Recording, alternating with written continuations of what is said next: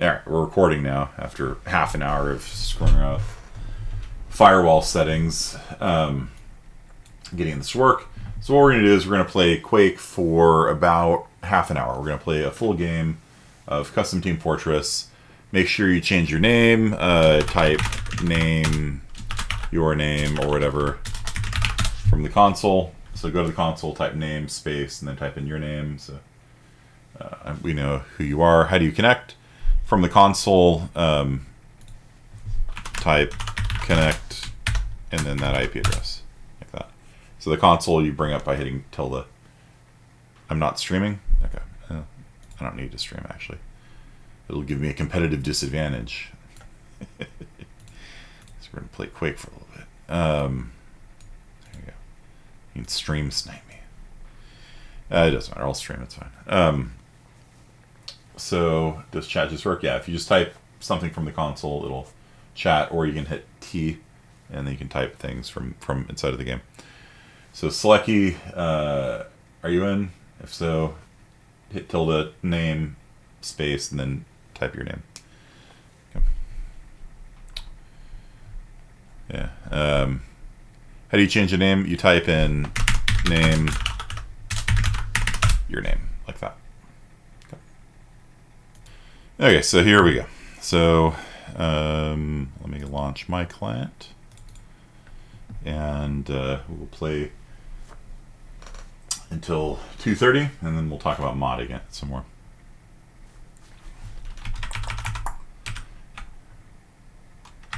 And server console down there.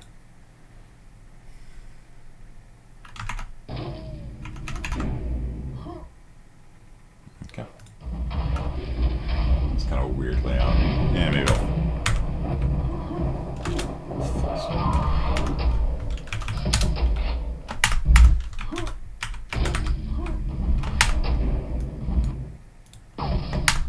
There we go. Alright. So it's 3v3 right now. Looks like blue's about to capture, so I'll go red, I guess. And I will play as a custom class. So this is what my mod is, right? So the your standard Team Fortress game has the 9 default classes: Scout, Sniper, Soldier, Demoman, Medic, Heavy Weapon, Sky, etc., etc. What I did was I added in the custom class, and the custom class allows you to build whatever kind of class you would like. So I'm going to go ahead and hit that now. And I will play, what should I play? That's a good question. Somebody fast, somebody slow, somebody with speed.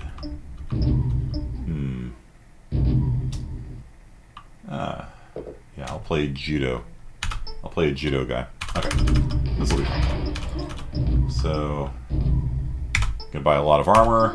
Gonna buy a lot of speed, and I got judo.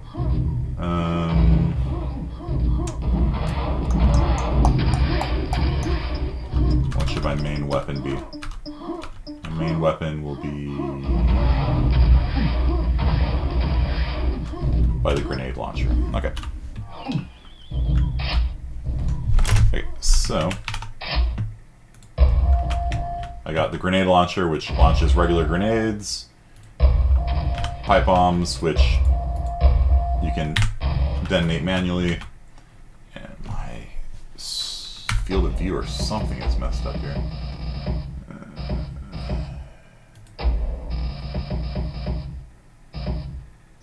It's a bizarre. It's a bizarre resolution. 1020 by 1017. 1920 by 1017. Display mode. Yeah,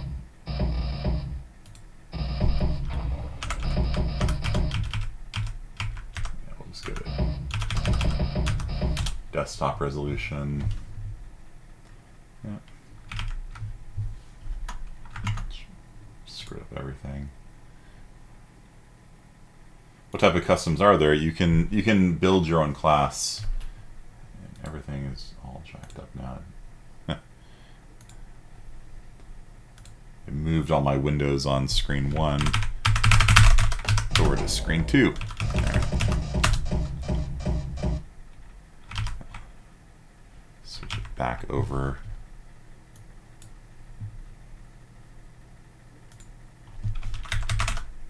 You like the water jump? Yeah, that was a bug that was I left in. So what happened was I was trying to make the Scuba Commander work. The Scuba Commander was something that the Scuba Commander was something the original Team Fortress people wanted to do, and never implemented. So I implemented it. So Scuba Commander can go into the water and breathe indefinitely. In order to do so, I had to sort of counteract the force of gravity when you're in the water, so he can sort of tread water. That was kind of part of my idea for it. And I counteracted the force of gravity too strongly. And so what happened was it would launch you into the sky every time you touched water. And it was so amusing, I kept it in as a server-side option. Give me your gun, give me your gun, give me your gun, give me your gun.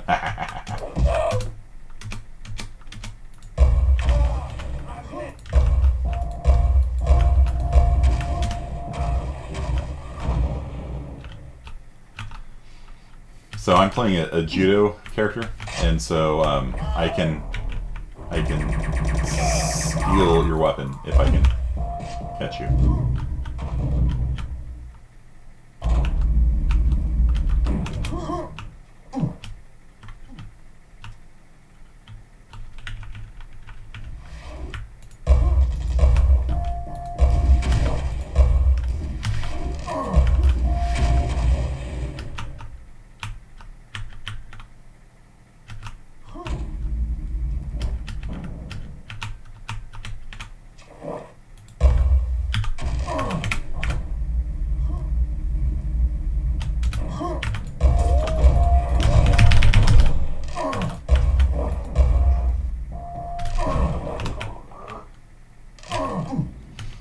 Glad I was recording on that shot. That was a pretty good one.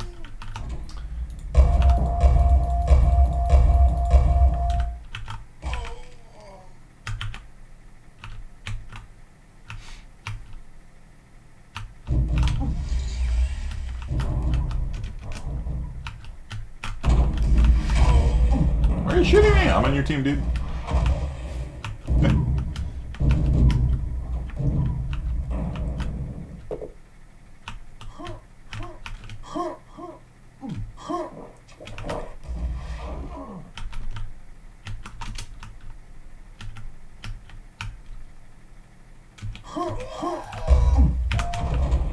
So this map is a great way of learning level design. This map has a really good flow to it. The process of capturing and bringing out the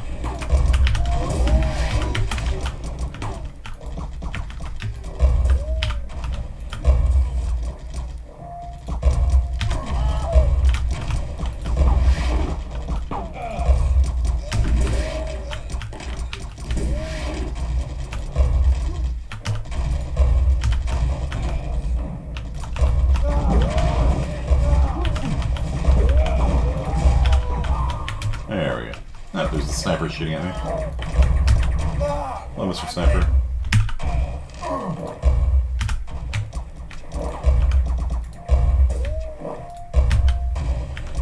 Pipe bombs are definitely better than the sticky bombs in Team Fortress 2. It's one of the reasons why I don't play Team Fortress 2 is because the sticky bombs are so terrible, comparatively speaking. Sure, you can stick them to, you know, roofs and things like that, but pipe bombs just give you so much more freedom.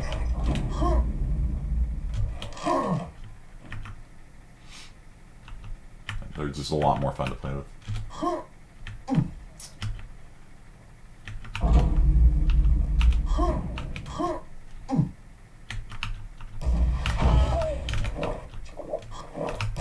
I'm on your team, dude.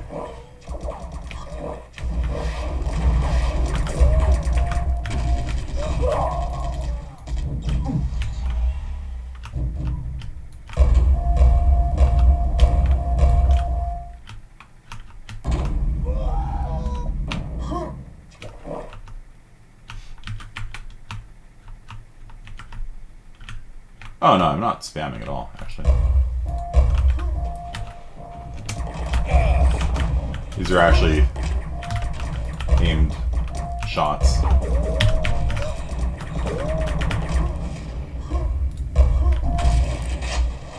Like that. So I'm shooting the pipe bomb and then detonating them when people get close to it.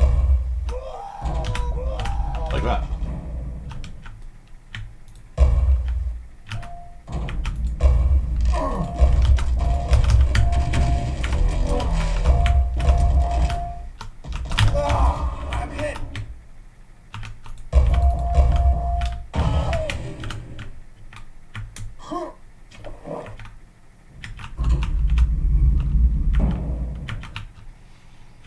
Yeah, with the pipe bomb launcher, you launch a pipe bomb, and then you hit a button to detonate them.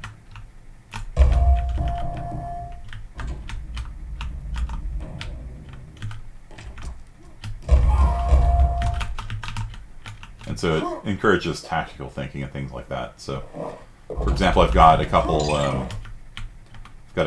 traps laid around. So.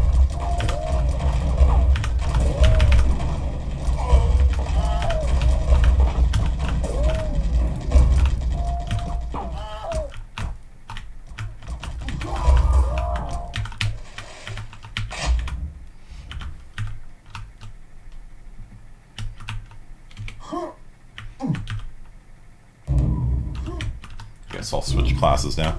So if you go to the console and type change class, the next time you die, you will become a new class.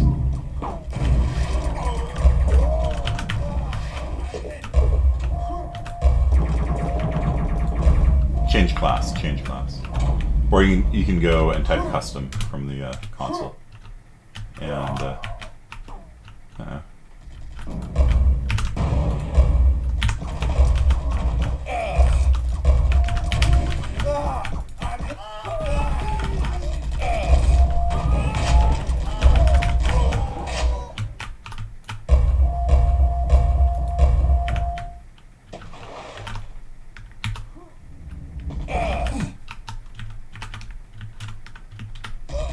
don't shoot me! On your team.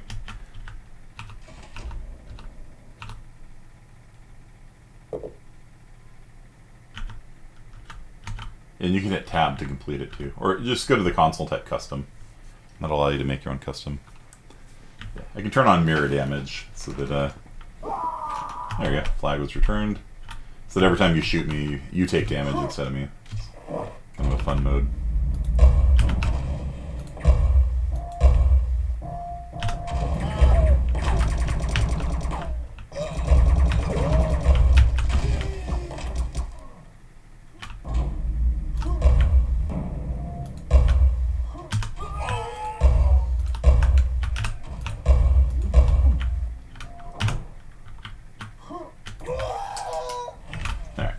Time for a new class. What should I play now? Let's do some cluster rockets. Laser guided cluster rockets. Let's do this. Okay, it's almost all my money. The remainder will go into speed and armor. And with the $300 left, I'm going to purchase a ammo backpack, so I have enough shots in my container. Okay, so I'm gonna. So by default, a rocket fires a single rocket like this, but you can switch it into cluster rocket mode, which fires an entire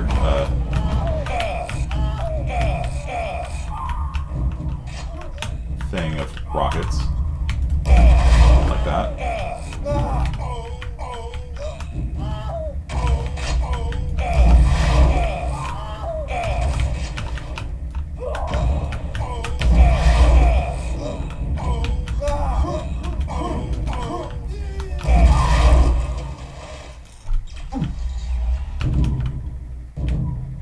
And so the cluster rockets were based on what's called the Macross Missile Massacre. which is an anime thing where you have a bunch of rockets that all fly in a swarm. And I have laser guided on right now as well, so I can aim them at Hazleton there. As he runs around. It is, however, rather expensive.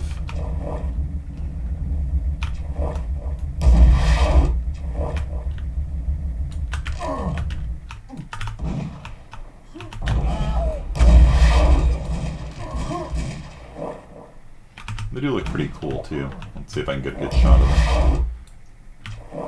You see there's a whole like rocket swarm coming out. And I can hold down the mouse button and there's a laser dot that I can use to have the rockets follow. Not a very good weapon overall, but they do look pretty good. Originally, they were just way too powerful, so the damage on them isn't really that high, and the slow firing rate makes them pretty much a niche weapon. But it is fun to look at, and you can see as they fly around, they're sort of swarming, and they're tracing they're following the laser.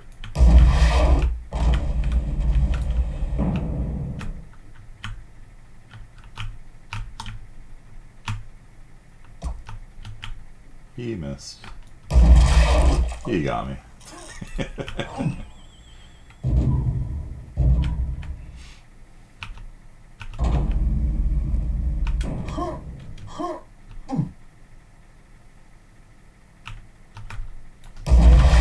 This is one of the uses for cluster rockets. In a corridor like this, if you fire a swarm of missiles down the corridor, it's quite good.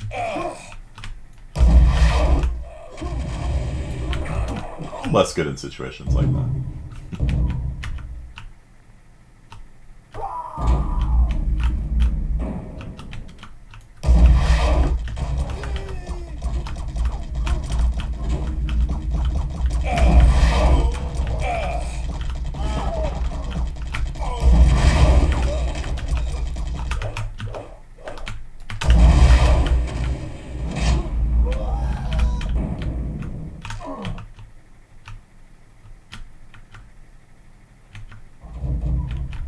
So I'll re-customize after this, show off some other stuff.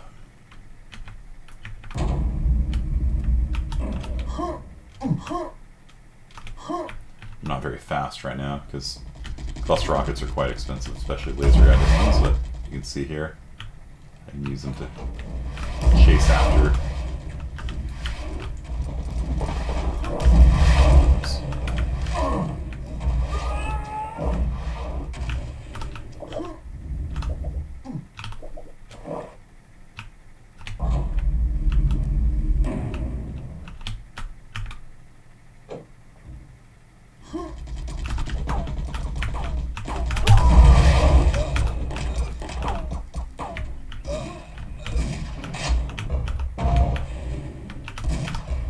In corridors like this is when cluster rockets are really good because there's just no easy way of dodging them.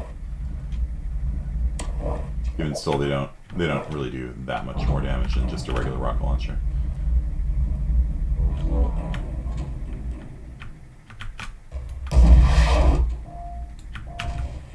But laser guided is kind of fun too.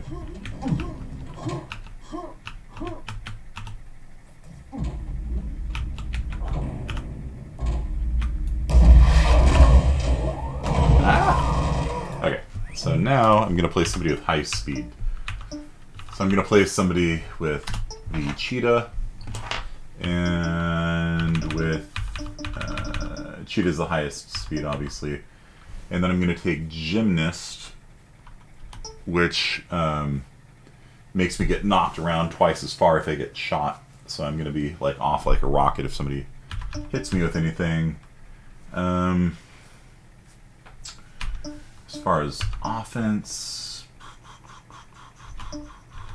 $2,000 left. I'm just going to take some armor. As much armor as I can. Got $250 left, which is just enough for a nail gun, and we'll call it a day. So, one of the nice things about Quake is how fast it is. The thing that I really don't like about modern first-person shooters, nail gun is obviously not a very strong weapon. Modern first-person shooters, you move very, very slowly, in part because their network code sucks. They just remade Quake, and part of the remake was them redoing the network code entirely. They didn't use... it's in the water. Good luck getting that one. They didn't use the Quake World network stack. They used the original NetQuake network stack, which they ditched in order to get the Quake World network stack, which is much, much faster, designed for internet play. And as such, what they found was they couldn't actually play Quake with more than 8 players. And you have to understand that Quake came out at a time when 56K modems were considered hot stuff, and it still supported 32 players online. And the Quake World Network Protocol was able to handle 32 people with a network requirement of about 5 kilobits per second per person. Okay, so that was 20 years ago, and now today they re-implement it, and they can't support more than 8 people because it gets too laggy. That's the absolute state of programming these days.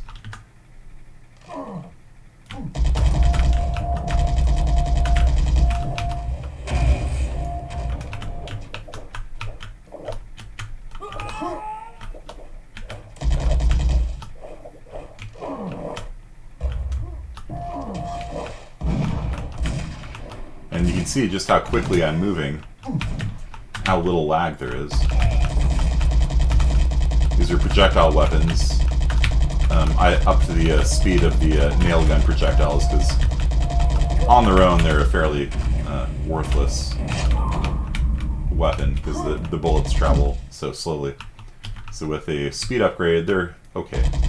It's a cheap weapon for a reason. The nail gun is there for people that have got $200 left and nothing better to spend it on. So you can see that if somebody's just like not paying attention to you, you can kill somebody, I guess.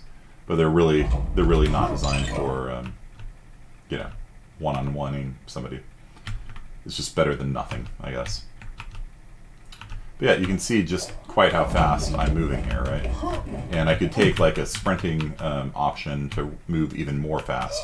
Oh, I got shot. Got shot twice. But got past.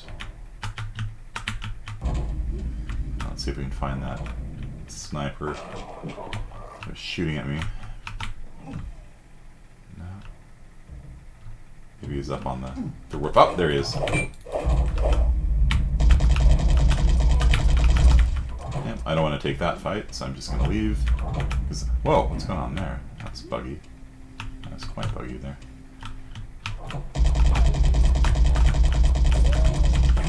And so the nice thing about having high speed is that you can just not take a fight that you don't want to take. And just run away. He's going to try and snipe me, but...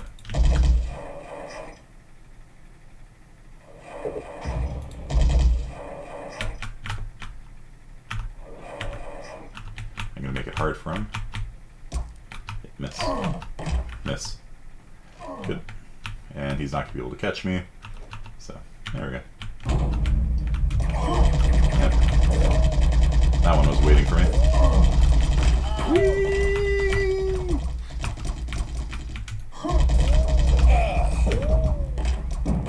Alright, that was close. Good job, team, covering my covering my run there with sentry guns.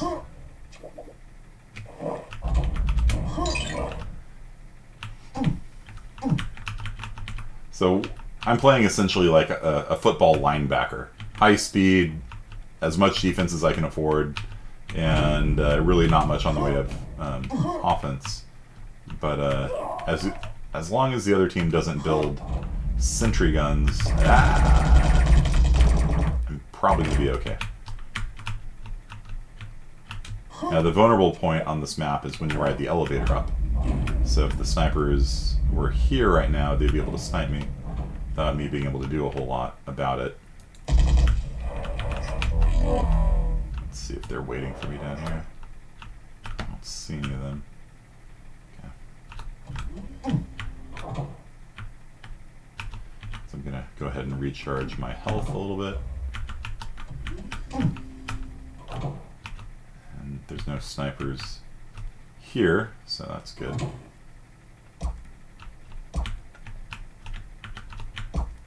Oh, there they are. Goodbye.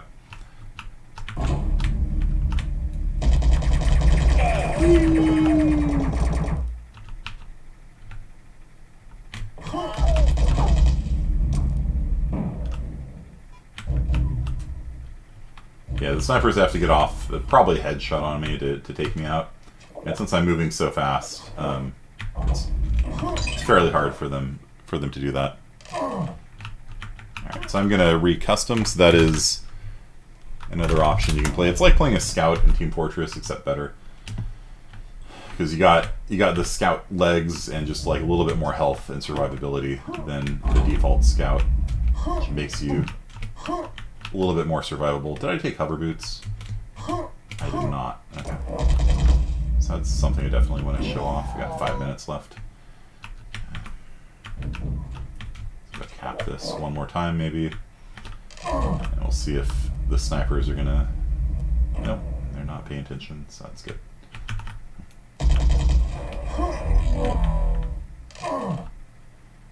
Yeah, after playing Quake, it's really hard to play. Woo, that was a good one.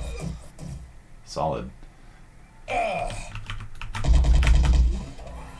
So we have a sniper in the common area down there, and a sentry gun, and we got another sniper on the sniper deck. So I'm going to try and pick off. Oh no, it's dead. Okay, cool. Neat.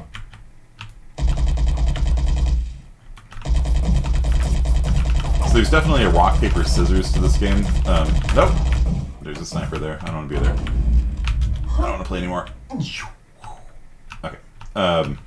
Where like the build that I'm playing, there's no build that's best, right? My game design for this was influenced very much by Age of Empires 2 and BattleTech to a certain extent. In Age of Empires 2, if somebody builds horses, you build spearmen. If they build spearmen, you build archers. If they build archers, you build horses. You know, so on and so forth. And so in Custom Team Fortress, there's a counter for everything. So for every... Ooh, there's a teleporter there. Is it a friendly teleporter? That's my question.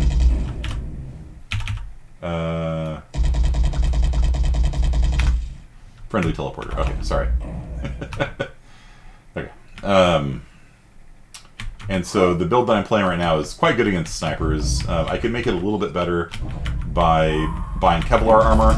Kevlar armor halves bullet damage done to you, and caps the amount of damage that snipers do to you. Ow. And so I could go more anti-sniper, but as it is, my speed's high enough. They are putting bullets into me, but not enough to kill me. So I don't know if they know. Okay, maybe they know. Is that when you play a sniper in Team Fortress, you have to hold down the attack button and then release it, and the longer you hold it down for, the more damage it does. So, alright, so I'm going to switch into something else for the last couple minutes of this. I want to show off hover boots because that's kind of fun. My inspiration for that was from not Breath of the Wild, Zelda 64, where they had hover boots in it. And then my version of hover boots is basically wholesale imported into Overwatch as Pharaoh's boots, like literally the way the fuel works and everything. Okay, so I'm gonna buy hover boots. What else? Air fist maybe. I'll take gymnast.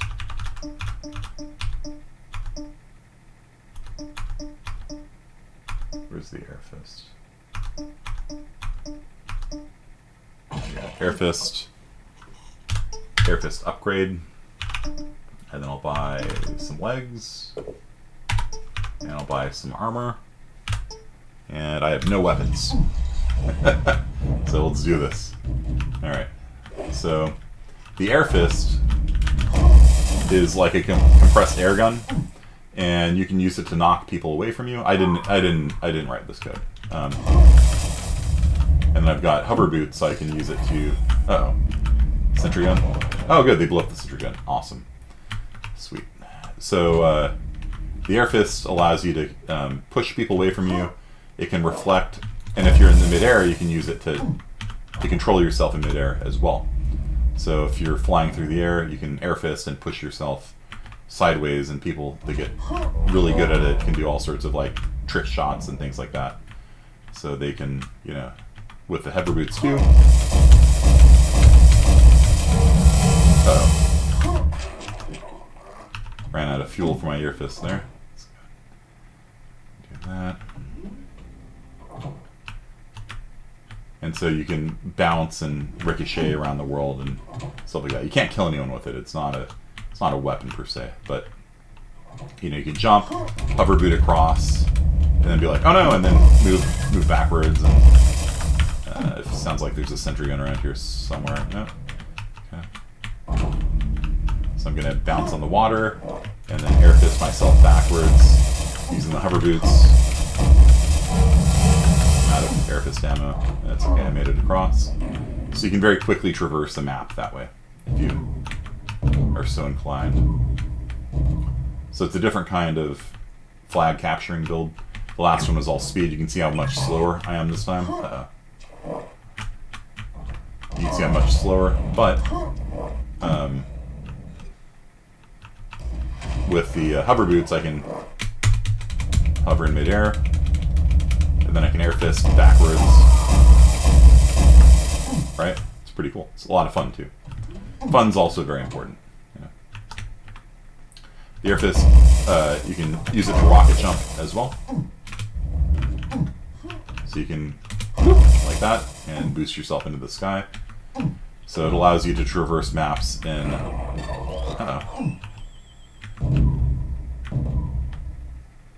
It allows you to traverse maps. Am I on the blue team now? I am on the blue team now. Oh, okay. Alright. Wasn't I in red a second ago? No, maybe not. Okay. Previous time. Ah! I'm getting shot. Okay.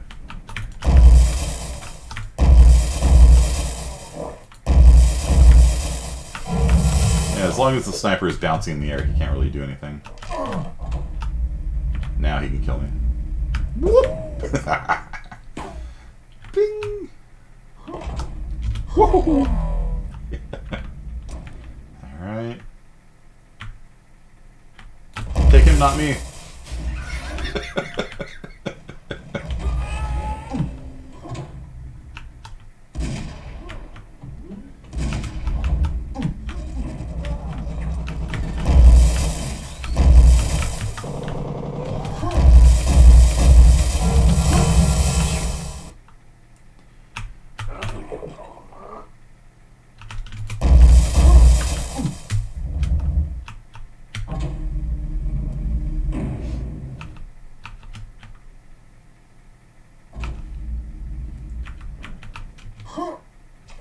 If the games are unbalanced, it'll rebalance you. So that's probably what happened.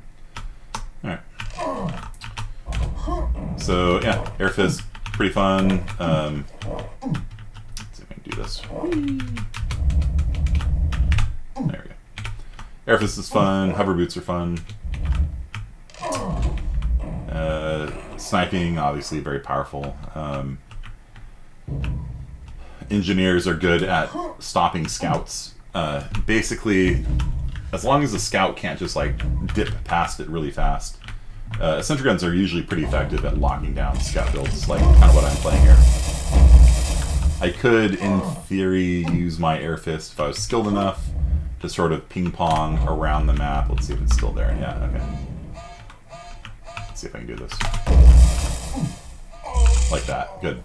And then kind of get around.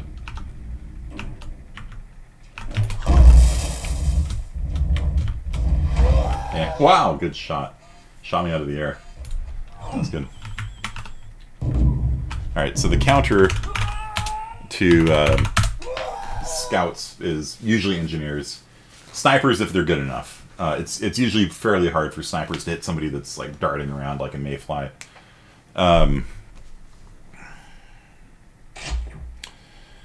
The counter to engineers are spies, and then anybody with indirect fire weapons like the grenade launcher, you can bounce it around a wall and take out sentry guns without being vulnerable yourself. Sometimes you can just straight up DPS down a sentry gun, but in general it's probably going to DPS you down first. It just has more health and more damage output. Rocket launchers, you know, if you splash damage them around a corner,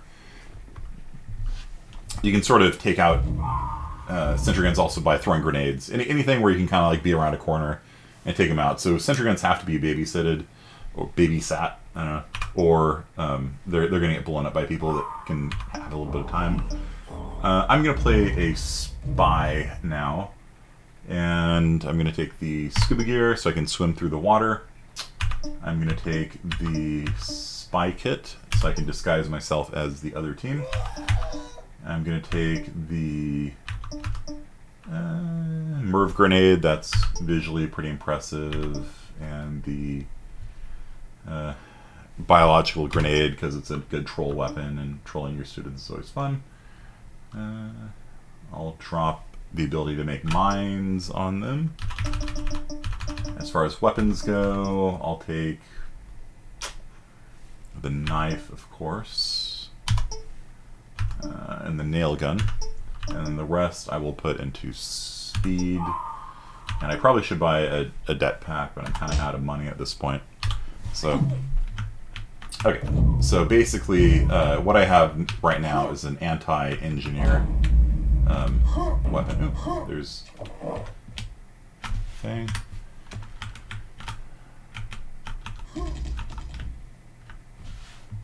So I'm going to disguise myself as a red engineer. Be like, look at me, fellow engineers. You have no idea. I'm coming in through your front door right now. Look at me. How did you know it was me? But I blew up all of his stuff. So, yeah, you win some, you lose some. The, what was that? It had the upgrade to pick up spies. Oh, nice, nice, nice. But because it was within throwing distance of a grenade, I was able to hit it with a Merv grenade. A Merv grenade explodes, and then more grenades come out of the grenade that explodes, which is kind of fun. Kind of looks like this.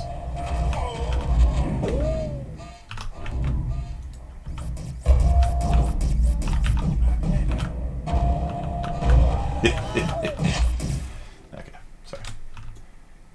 But you only get 2 of them. Where is this? Where is my friend?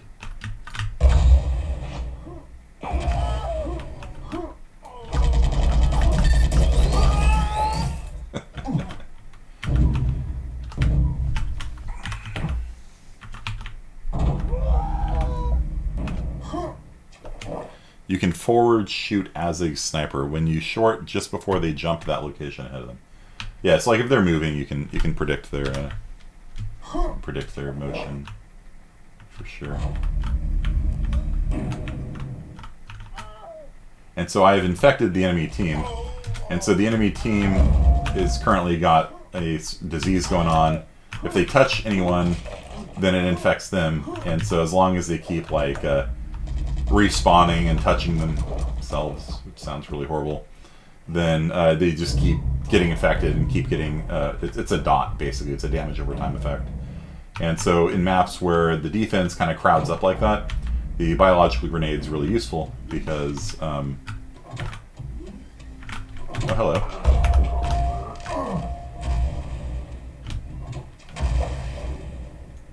No Merv grenades left. Oh, that's unfortunate.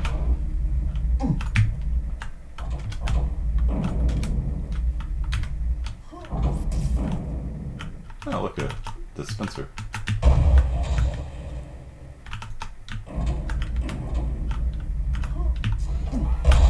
There we go. So I've infected Nicantor again, and I infected myself, so that wasn't perhaps a win.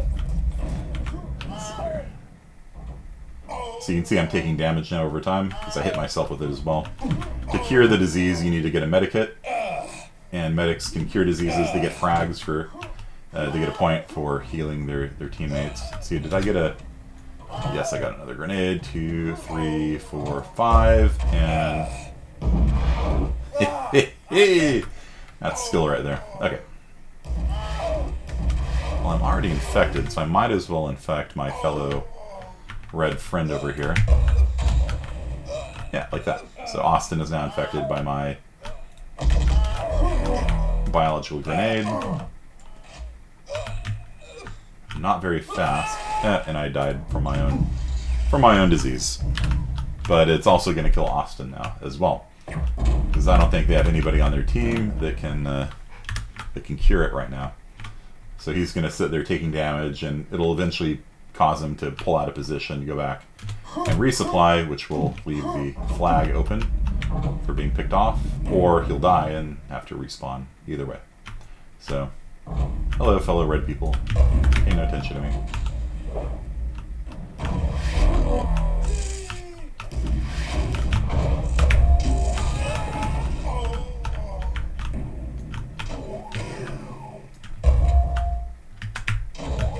Dang, missed.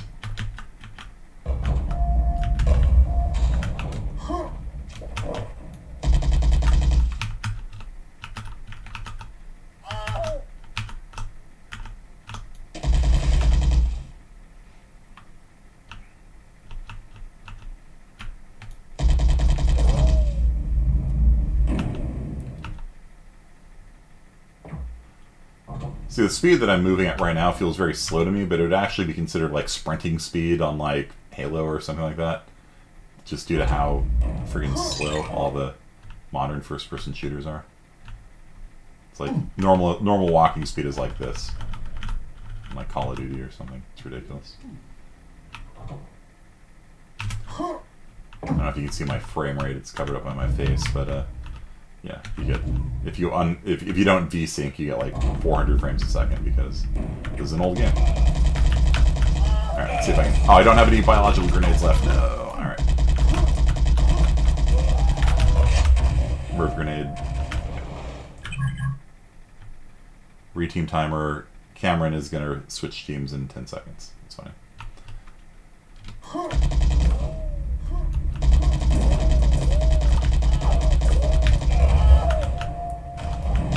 Good dodge, good dodge. Alright, so we got 20 minutes left. Let's go ahead and call this. So, here you go. Turn off the server. Okay, so, see, I think everybody was in there. Did anybody have trouble, anyone have trouble connecting? Did everybody get in successfully, get a chance to play it?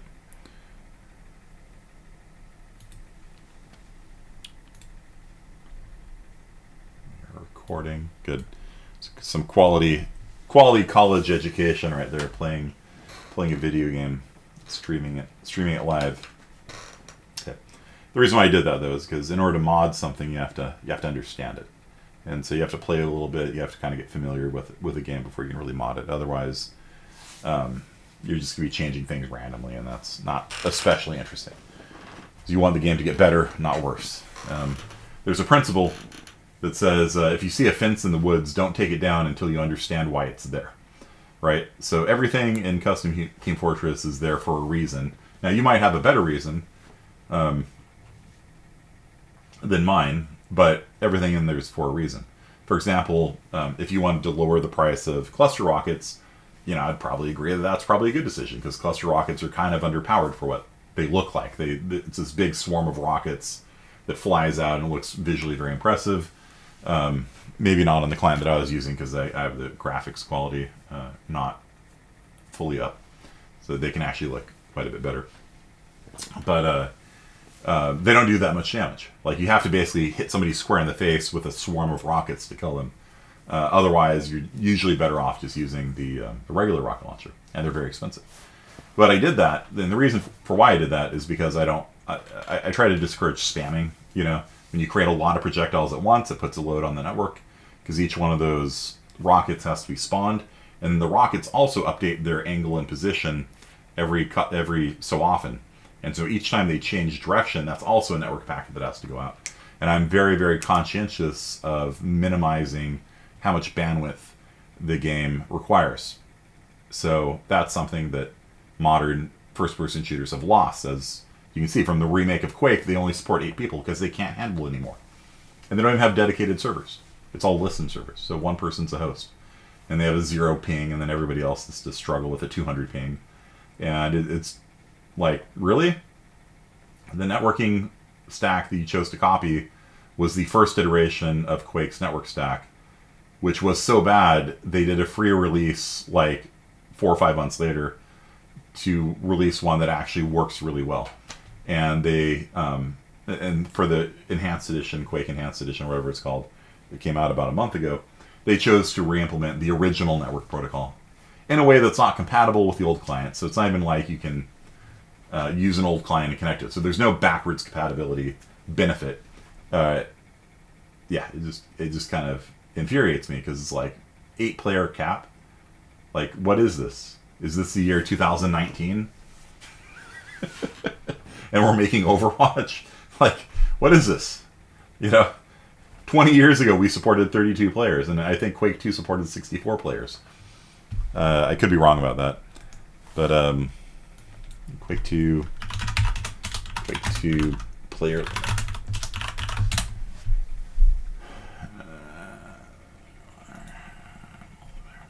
More than 4 players.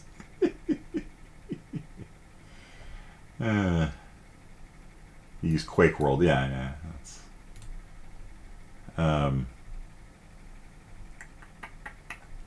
yeah, it doesn't matter. The point is that, you know, you have to be conscientious of those things when you're making games. Anything that's going to require the network to update the clients over and over again is things you want to avoid. You want things to be as small as possible and as infrequent as possible, so that your clients have a very snappy experience when playing multiplayer. Okay, so let's go and take a look. How could we go about this? Hard drive spin up. Let's say we wanted to mod the cluster rockets so that they were less expensive. I've given you my reason why they're so expensive, because I try to cut down on spam, because it makes the networking smoother. Right? And also, just visually, the more stuff you have kind of going around and exploding and stuff like that, it gets very distracting, and it's hard to tell what's happening. It's really annoying when you die just because you can't see anything. Path of Exile. Path of Exile is absolute garbage at having just extraneous stuff on the screen. Like, the whole screen is just covered up by particle effects, and you literally can't see anything that's going on. Okay, so Quake release, Fortress, and here we go. So again, in order to get this to work, you right-click on source code and you choose Open with Code. And there's one thing that I didn't mention last time to you, which is you need to make sure that the character encoding is set to no, source code. Right-click. Yeah, weird. Okay. Yeah, sometimes it does that, where you're like right-click on a folder and it selects the enclosing folder. It's a Windows bug, I think. So down here, at the bottom right corner of the screen, this is actually really important, so please pay attention to this. Because it won't break the mod, but it's going to break the... Every time you see out something, it's going to look really ugly, maybe. So, right here, do you see where it says Windows 1252? This is the character encoding. It's what's called extended ASCII. And if you have not Windows 1252 selected, then when you do strings, like you print hello world to the screen or whatever, it will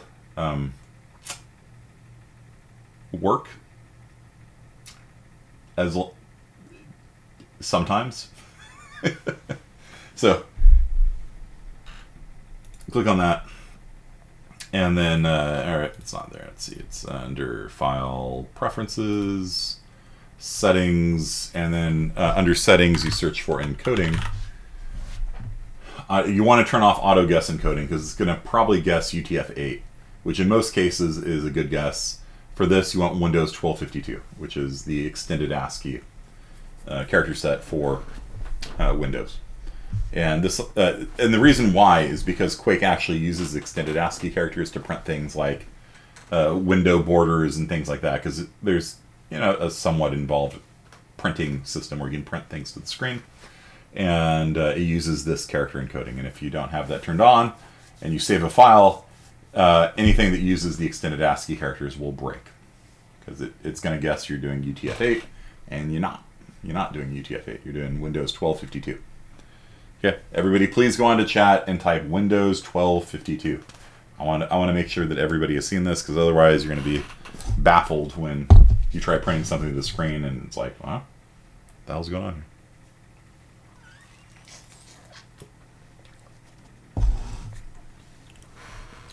So we have a Minecraft modding talk coming up on next Friday.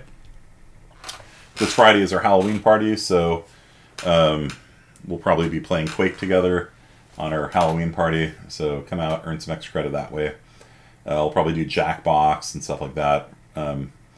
It'll be, Friday, Saturday, and Sunday. I'll probably do different stuff each day. But, nope. Oh.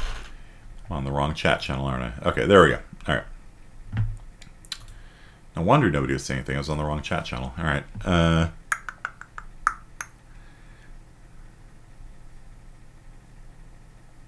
Windows 1252, 1, 2, 3, 4, 5, 6. Spraggins, Wong, Selkie. Okay. Stover. Ashcraft, I guess, technically is in this class. This Friday, yeah, we'll do it Friday, Saturday, and Sunday. Yeah, so we'll do Halloween stuff. Yours says QuakeC because of the extension, but Windows 1252. Yeah, so the thing here should say QuakeC here and Windows 1252 here. So that's how you know you got it correct. All right. And if you don't have the QuakeC extension installed, you're going to go to Docker GitHub extensions and install. I have a lot of extensions, don't I? Where did you go? Where did you go? Q. Oh, there it is. Just invisible. So make sure you have this one installed, and that will do syntax highlighting and make it look nice. Okay, so let's mod the cluster rockets. Let's make them cheaper because, to be fair, they are underpowered for the price. So where is it? Where's the price? Just gonna scroll around and look? Don't do that. Don't do that. There's 300,000 lines of code or so. Don't just scroll around hoping to find something. Now you could guess based on the file names where things are, and sometimes you'll be right and sometimes you'll be wrong. For example, is the sniper rifle inside of weapons.qc? What is this? Settings sync is on. Okay, whatever. Is the sniper rifle inside of weapons.qc or is it inside of sniper.qc? And the answer is both. So part of the functionality is in one of them, part of the functionality is in the other. So rather than trying to guess, what is our open editors? No, go away. So rather than just like clicking randomly on things or just guessing, we want to use this. So click on the magnifying glass here, and we're going to search for cluster. Okay, and this will show everything in the directory that has the word cluster in it. And this is one of the reasons why you need to play the game, is because you need to know the names of things so you can search for it, right? And some of them are easier to search for than others. Like shotgun will give you shotgun shells, which is the amount of ammo, and the double-barreled shotgun and the single-barreled shotgun, and you'll get a lot of hits. And so a lot of times you'll do a search and you're like, okay, that was too broad. I need to refine my search a little bit. You can see here that the word cluster appears good, what was it, 124 times. But where in the world is the cost? Anyone see it? Where is the cost of the cluster rockets? Where's that located? It's on the screen. Sometimes, like if it's 100 results, you might just actually just scroll through it and just look. Or we can search for cost, maybe, like that. But that doesn't work. But right here, case, yeah. Yeah, you probably set it up so that it'd work. But right here, define cost cluster. And so that takes us to a file which is in custom Team Fortress menu.qc. And look, all of the prices for the mod are in here. Okay. And so any price you want to modify is going to be in here. And so there's a process you go through when you modify a game. And there's first you have to play the game and kind of know what things are called inside of the game. In Minecraft, what are the monsters called in Minecraft? Right? I played Minecraft before there were monsters in it. So I hear there's like these things called creepers nowadays. I don't know. Some newfangled invention. Enderman, is it? I literally don't know. I played Minecraft when the world was a giant green plain, which is quite boring, honestly. It's quite a bad game. Enderman, okay, cool. Villagers, golems, yeah. So zombies, yeah. And so because I haven't played Minecraft enough, I wouldn't be very good at modding it because I wouldn't even know what to search for. You know what I mean? Like Control F, what? You know. So you have to phase one. You have to play a game and get comfortable with it, and know what the names are and stuff. And sometimes if a name's really, unique, it's quite easy to find the stuff you're looking for. For example, I have a sniper rifle in here called the Shinigami. Shinigami, like that. And anyone know what the Shinigami is from? What that's a reference to? And if you say Bleach, I will terminate the stream here and now.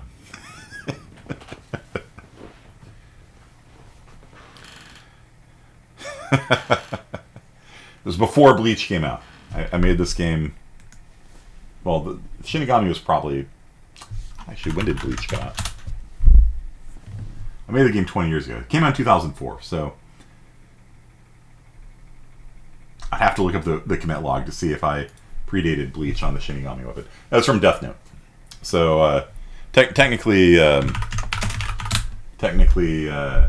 Shinigami are death angels or whatever. When did it come out? 2003. Yeah, okay. So predated Bleach by a year. So it was probably around then when I made it. And so yeah, Shinigami is a death god basically in Japanese mythology. So man, yeah, don't mess with that guy, my lord. Okay. Anyway, so yeah, so if you're wanting to mod the Shinigami, you just search for that, and you're not going to get any false hits. Like this is everything that has to do with the Shinigami in the mod you're going to find here. And there's the cost of the Shinigami there. There's the name of it here. Somewhere within here, we're going to have the actual weapon itself. Right here, in fact. So here's the code, by the way, to create a projectile. And so Aaron was asking, does the sniper rifle do a trace line? Yeah. That's all the normal sniper rifle does. The Shinigami sniper rifle, however, creates a projectile. It's a projectile sniper rifle. So the normal sniper rifle is more expensive than the Shinigami because the Shinigami actually has to travel to the target, so if the person dodges, they can literally dodge out of the way of a bullet. But it's a cheaper weapon. And it does the same damage. It just is a little bit harder to hit with. So at really long range, it's not a great thing unless they're stationary, or if you're picking off sentry guns. If there's a sentry gun across the map, you can just sit there and shoot these high damage, high speed bullets at it and basically pick it off pretty quickly. Make a new weapon is very difficult. No, it's not. So, yeah, what I was going to show you first was the cost of cluster. And so if you want to modify the cost of the cluster rockets, you change that number and hit save, and you're done. That's your mod. Yeah, and no, that can't be your mod. You have to do something substantial for your mod.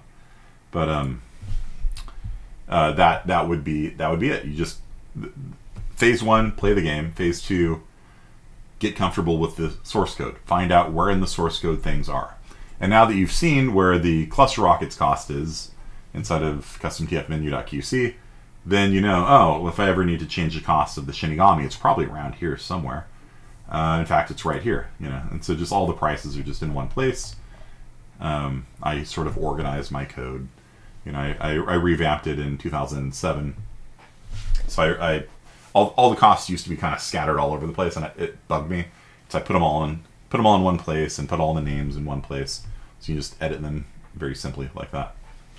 So if you wanted to make the Shinigami cheaper, more expensive, you could modify that, or the cost of the original sniper rifle, whatever. But yeah, let's say that you wanted to mod the Shinigami. Shinigami. And down here, we found the code. So this is how you spawn an actor. In Unreal Engine, it is called what? To spawn an actor. You can hold down the sniper, do more damage. It changes your gameplay. Yeah, you have to hold down. Yeah, if you just click, it just does a really light shot, which is probably why I was surviving. But if you hold down and then release on the person, you can usually one-shot people, unless they have a lot of armor. So anyone remember what the node is called in Unreal Engine to spawn an actor? What is it in Unreal Engine? Anyone remember? Like if you want to click and make a glitter ball appear. Yeah, it's called spawn actor or spawn actor by class. What you're going to see from doing this, and this is, you're actually writing code, and this is easier code to write than, by the way, Unreal Engine C++ code, which is annotated heavily. This is actually a lot easier to write code for. You'll see a lot of the terminology is the same, because Quake was the first-person shooter. It sort of established conventions and terms that other people have copied. So, for example, what is a brush? Well, you think of a brush as like you paint a wall or something.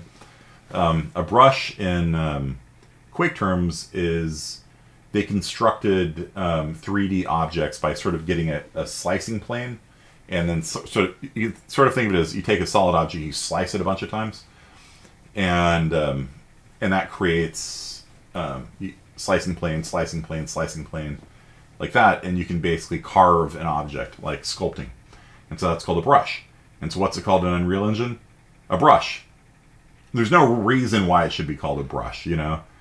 I mean, yeah, obviously it's because Quake called it that, but there's probably some SIG-Graph paper or something that called it a brush back in the day. But if you think about it, like, it's a sculpture, it's a 3D, like, why is it a brush? You know, like, it's just such a weird term. But Quake, you know, had brushes for all of its stuff in the maps, and so in Unreal Engine it's called a brush.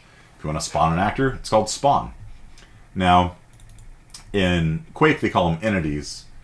In Unreal Engine they call them actors. So that's a pretty big difference. It's not a big difference at all.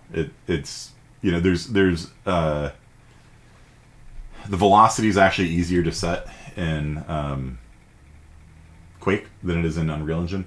If you ever try setting the velocity on the player, it doesn't work. So you could try like setting the velocity on the player, like they get hit, you want to knock them. You try setting their velocity, it doesn't work. In QuakeC, if you set the velocity on a player, for example, when I air fisted somebody off the ledge, whoever that was, I'm sorry, not sorry, but I shoved, like there's a sniper that was aiming at me, so I shoved the soldier off the ledge in front of me. That was done by just doing a little bit of linear algebra. Where's my location? Where his location? Add to his velocity in that direction times 1,000 or something. It kicked him off the ledge. It's actually easier. The more you play it, the more you come up with the mod ID. Just propose your mod ID. It's fine. It's all good. So it's as simple as this. So dir here is a vector, probably somewhere up there, and that's probably the direction you're looking. So you know how we have the forward vector in Unreal Engine? Like, you know how in Unreal Engine we like get forward to get the direction we're looking? And we are going to go over time because I spent half an hour trying to get my firewall to look. If you have to leave, you have to leave. I'll put up the recording. You can watch the rest of it. It's not like the IS-50B people are going to mind anyway. Is there a backstab in Quake? There is. Yeah, there is. Interestingly enough, it uses cross product instead of dot product. Yeah, there is. So, do you guys remember do you remember the name of the node to get the forward vector of somebody in Unreal Engine? Directable, projectable. Dir is it's probably just, I think, the forward vector here. Directable projectile. I've got a laser guided rocket. Maybe, I don't know. Get forward. Yeah, it's called get forward in Unreal Engine. And yeah, that's what it's called in QuakeC. So you get the forward vector, the up vector, and the right vector, just like in Unreal Engine. Or I should say Unreal Engine does it just like in QuakeC. You just have to call this function first. You call make vectors, and that sets the forward vector. This is actually a global variable. There's only one forward vector, just because this is it's C. It's not C++. There's a single global holding forward, right, and up. And every time you call the make vectors function, which passes in a look angle, the way that you're looking, then it sets what's the forward, what's the right, what's the up out of that. And these are just global variables. So that's a unit vector pointing in the direction you're looking. And the spot that the bullet's going to come out of is your origin plus the direction you're looking times 10 units. And these aren't centimeters. They're like bigger than centimeters. We can think of them as centimeters. So it's like your center point plus the direction you're looking times 10. So 10 centimeters in front of you, that's where the bullet's going to come from. And then the Z component. So you know how you can like split a vector to get its X, Y, and Z in Unreal Engine? You can do that in QuakeC as well by using this underscore thing. So it's a weird language feature, but you can basically say set the Z component of this vector. So that's the location the bullet's going to come from. Set the Z component of it to where my feet are plus where my head is times 0.7. So 70% up my body. So your origin, I think, is in the middle point. And so to have it come out kind of at shoulder level, it sets the Z component equal to your feet plus your head times 70. So it comes out right around here. You can't mess with the camera on Quake. Yeah, you can't. The only way of hacking it is you move the player to the camera location, which would look weird because there's now a person floating there. So maybe you make the person invisible. You move them there. Then it works, but then you can't shoot the person. So maybe you leave a corpse behind or a zombie behind of like a guy just standing there. And if that dies and it kills, you could probably hack it together. Like, it's probably doable. It's probably doable if you want to do cameras. Yeah.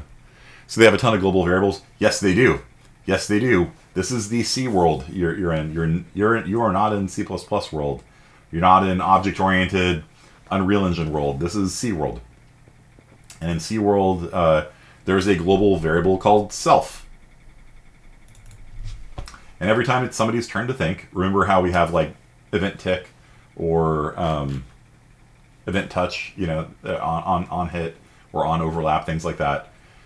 Same thing, exact same thing happens in QuakeC. When the collision engine detects that two people have hit each other, it calls the touch function, which is the on hit function, and it just sets self, which is a global variable. It sets self to be the entity that is having the touch event called on it. And so you just say self.origin and it just works. It actually works just fine. It's not and there's some C world, yeah, the C programming language. Right. C world. And there's some really weird hacks you can do where you can set self equal to other, because when you touch somebody, other is the other person, yourself, and the person that hit you is other. But you can literally say self equals other, other equals self. You can do a swap, and then become the other person temporarily and do stuff, and then swap back to yourself. Like there's some really odd things you can do that I would recommend not doing. But yeah, self is just a global. Vector forward is a global. When you do a trace line, there is a single global holding the trace hit. So when you do a trace line, it sets the location and the plane normal and how far along the line you got. All the things you get out of Unreal Engine. Maybe not all the things. There's less detail. There's no skeletal meshes, so it doesn't tell you which bone you hit and things like that. But, basically all those things you got in Unreal Engine where you'd get a hit and you'd break it open and there's all that information. Yeah, that's all the important stuff is here in Quake from 20-something years ago. 24 years ago. And they're all set. Here it is, trace line, in fact. So that's a line trace. Same thing. Starting location, ending location, what kinds of things they can collide with, who to ignore. Same things in Unreal Engine. But it sets a global variable. So it sets like trace fraction and trace int and things like that. I'm not sure if it's using it. What is it using it for? Direction. Yeah, so dir is a variable that just holds vector forward. There's really no reason to do that. Unless they're going to call make vectors again. So yeah, it does a trace line, and then let's see if they use that trace line for anything. So I'm not seeing it. There it is. So if the sniper hit somebody, trace int is set. If it missed, trace int is set to 0. All an entity, by the way, is just an index number. There's just an array. There's an array of every actor. And so whenever you see an entity in QuakeC, it's literally just an int. That's entity number 50. That's entity number 70. And entity 0 is the world. And so if you missed and you hit the world, trace int is 0. And so 0 is false. And yeah, so it's saying if you hit somebody, then it checks to see if what you hit was a player. This is the equivalent of the cast to third-person character node, right? So you did a trace line. Did I hit a person? Cast to third-person character. If yes, continue on. If no, do something else. So if we hit a player, then it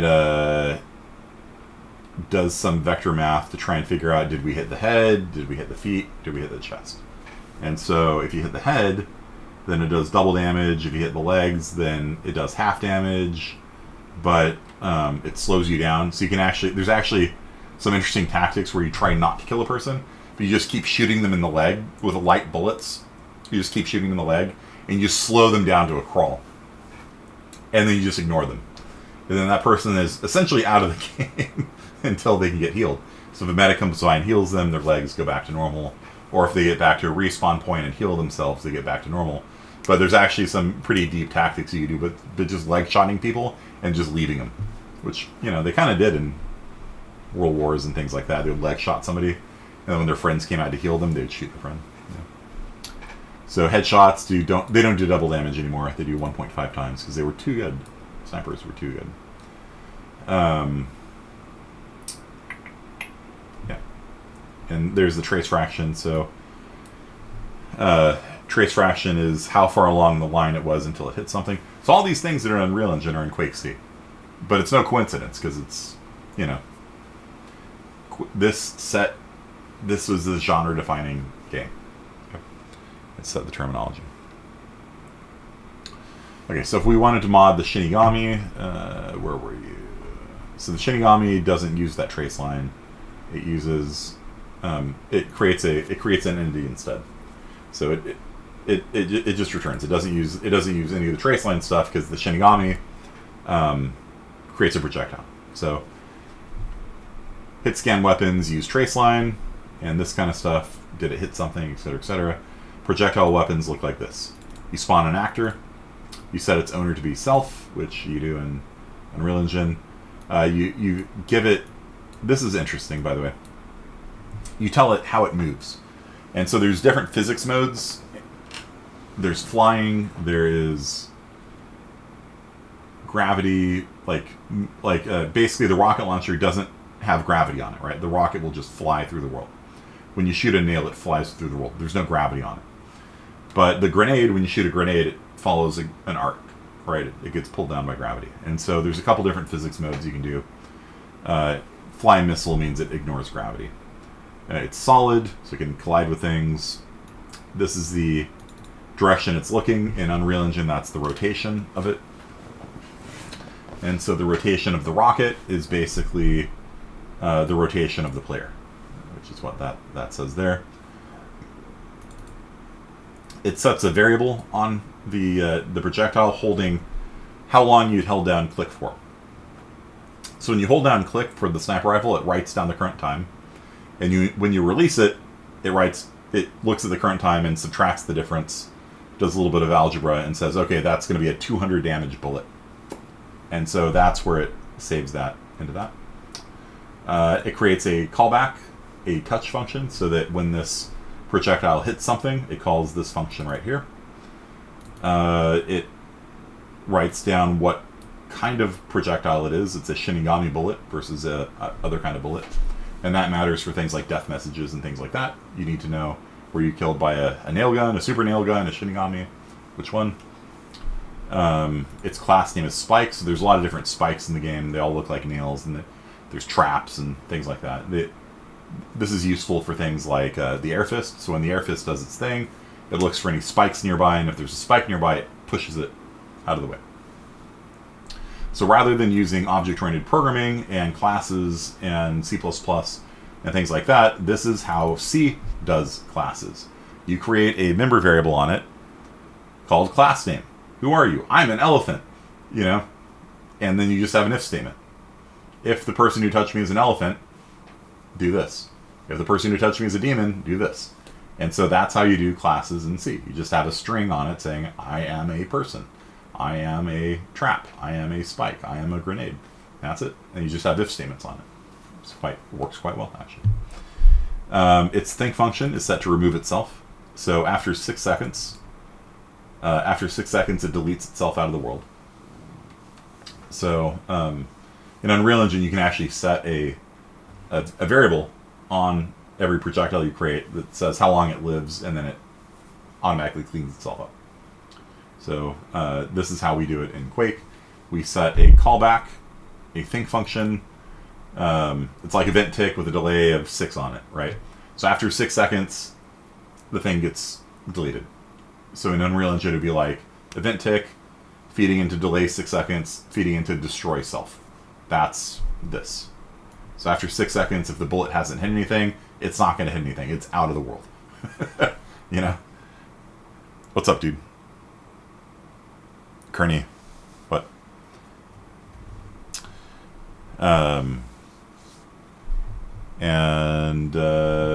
So that sets the model on it. So that will set the projectile to look like a spike. And if you change that to be a demon, then every time you fire it, a demon will fly out of your Shinigami, which would be quite funny because it's called the Shinigami. That sets the size of it. I don't remember where that's defined. We could look it up, but it's like that big. And sometimes you can actually make projectiles bigger so that they can hit people a little bit more easily. But like if you wanted to make it a demon launcher, you would just change this to be demon.mdl, and you'd probably make the size of it. That's kind of like the scale, in Unreal Engine. And so you just make it like a meter by a meter and launch a demon at somebody. Be kind of funny. I don't know. Be a fun mod. Set origin sets the position. In Unreal Engine, you have set world location, right? Set actor location, that kind of stuff. That's how you set the location. Like all these things, they just translate. Sometimes have different terminology. Origin versus location. Yeah. Where was new miss defined? New miss is, I think, a global. I think it's actually global. I could be wrong. I'm pretty sure it's actually a global. Just every time you make a projectile, it's like a temporary.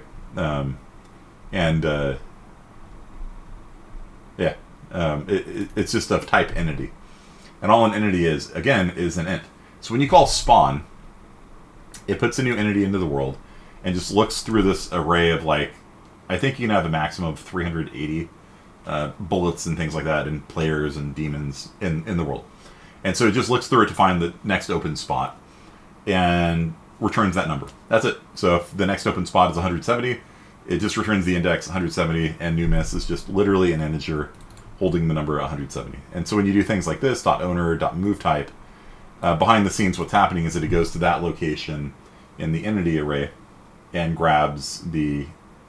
It's a struct. It's an array of a struct, and every object in the world is the same type. Every object in the world is the same type. A bullet, a demon, a player, the world, everything has all of the same member variables on it. All of it has, you know, they added the heat member variable to handle like the heavy weapons guy overheating and the bullets getting kind of more and more scattered. But because they added it to the heavy weapons guy, it was also added to demons, and it was added to spikes. And so you could just use .heat on everything. The world could have a heat. Now, it's not used for anything, but that's just how it is. There's a struct for an entity. Every entity has a heat, a touch, a weapon, a class name, and I could show you where that's all defined. And all the world is it's an array of size like 380 or so. There's like it's actually technically 512, but some of them are reserved. But yeah, it's like an array of size 380 or so, give or take. I don't remember the exact number, order of magnitude. And when you spawn it, it just returns, okay, 170 is available. And when you do this, it sets the owner of array 170 to be self. Who's self? Self isn't, like I said, it's a global variable that's the current player. And so if I'm 16, then it sets the owner to be 16. It's just an int under the hood. So it's actually just a very it's actually just a very nice, straightforward system. It's actually very easy to understand once you kind of get into it. The only bits that are a little bit confusing are like how brushes work and things like that, because the server code is not commented very well. And so if you want to mod the server, if you want to mod the client, it's a lot more annoying. The QuakeC stuff is all actually pretty easy to understand. The QuakeC stuff is the game code. So the server loads the game code and then runs it. And it's just a very nice, clean system. And I wish more modern companies would allow modding, you know, and stuff like that. Like the Quake remake, I haven't seen them release mod tools for it. You know, they say it supports modding. I've been to their website. I'm like, where's the, you know, give me a release, give me some source code, and I'll port CustomTF to it, you know. And I don't know. Where mod? Probably on the spot. No, you have to recompile. So it's not a scripting language. If I was to change the Shinigami right now, it's like if I were to change the velocity to be 1,000 units per second instead of 4,000, I'd have to save it. Okay. And then to compile it, I come into the source code directory and come down to make. Double click make. Like that. And then I just restart the server. So, where was I? Here. Launch the server. Launch the client. And that's it. That's your development flow. Is that you save in Visual Studio Code, VS Code. You hit make, which is a script file that handles all the building for you. And let me switch this over. Video options. Window 1080.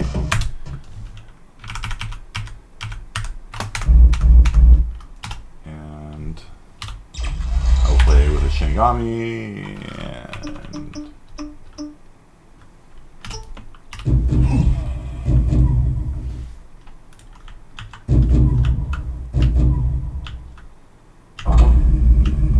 do I have Jello water on? No. Disappointing. Let me go up to the top of the balcony over here.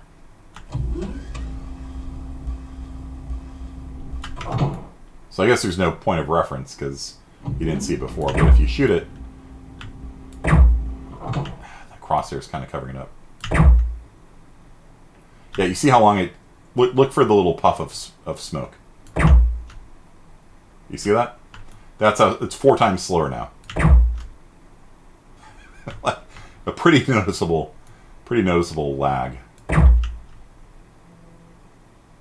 Poof.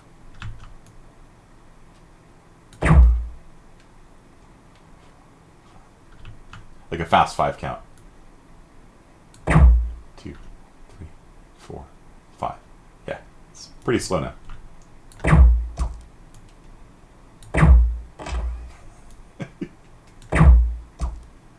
So, yeah, it's a pretty terrible weapon now, because trying to snipe somebody with a bullet that slow, good luck, you know. So let me undo this. Let's see, is it really not attached to anything? Oh, yeah. Normally I have this attached to source control, and so I can just revert any changes I make. As it is, I'll just hit undo and save that. Okay. So your goal for Thursday is to play. I don't know. Get pull. Yeah. Yeah. Normally I have this attached to Git, and then I can just push my changes up to the official mod and pull changes down.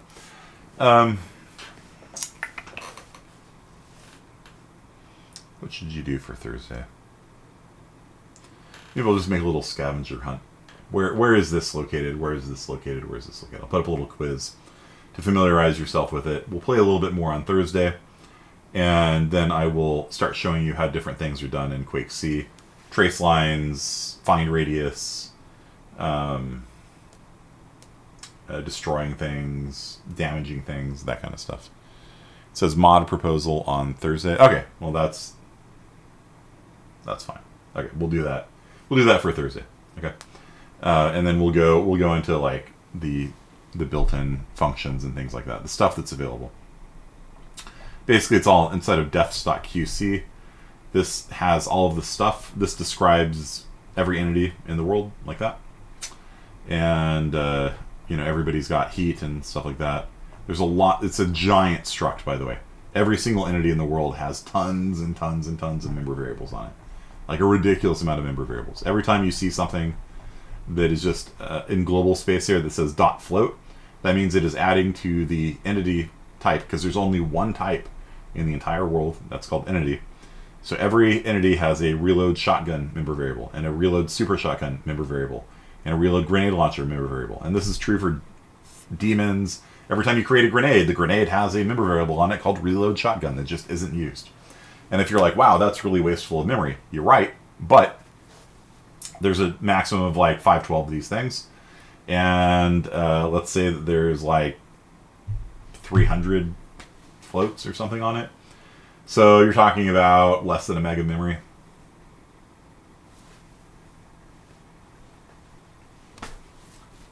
Yeah. Okay. You want us to wait till next week? Yeah, let's do that. Let me push back the mod proposal to be due next Tuesday.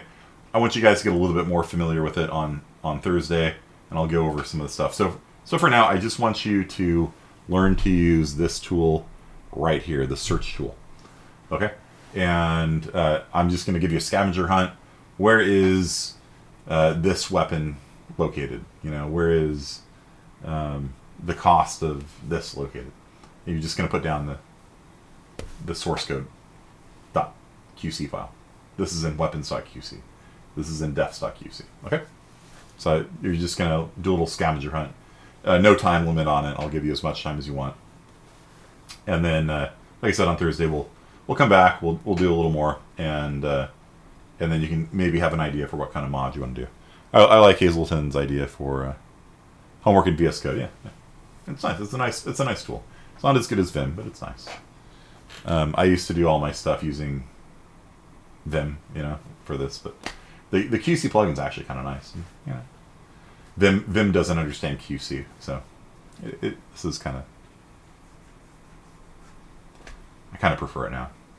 I have Vim mode installed, so I can YY10P. Like, I can still do my Vim stuff. So it's not total heresy.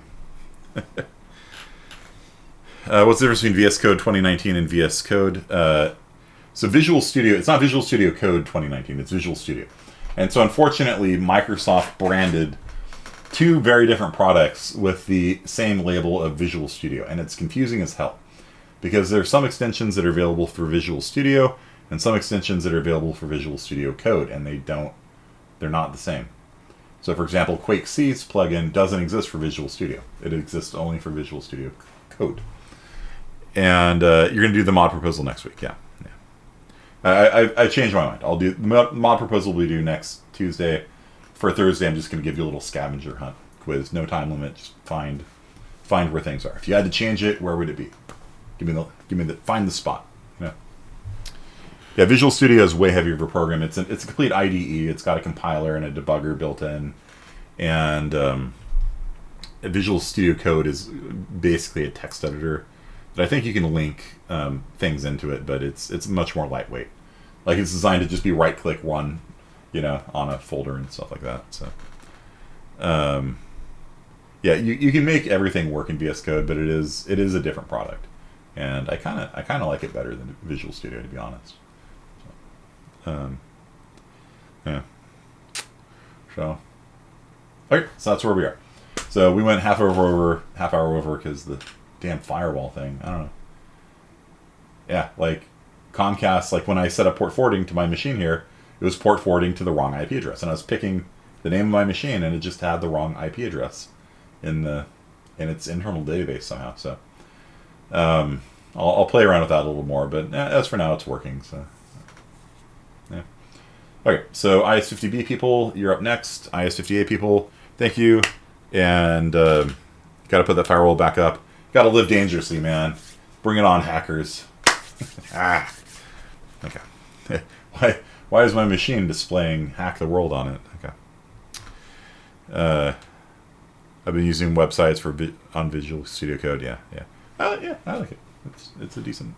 Like I'll give Microsoft props when they earn it. I don't like Visual Studio very much. Compiling Hello World takes like 30 seconds. It's like, what the hell? Why is it so slow? I don't even know. Yeah, got a Core i9 processor, and Hello World's like, oh, it's so much work. Got to fire up a debugging environment and launch all terabytes of data so I can run Hello World. Forget about it. Hack the planet. Yeah. Okay. So see you guys for IS50A, IS50B people. Give me 1 second. Switch over.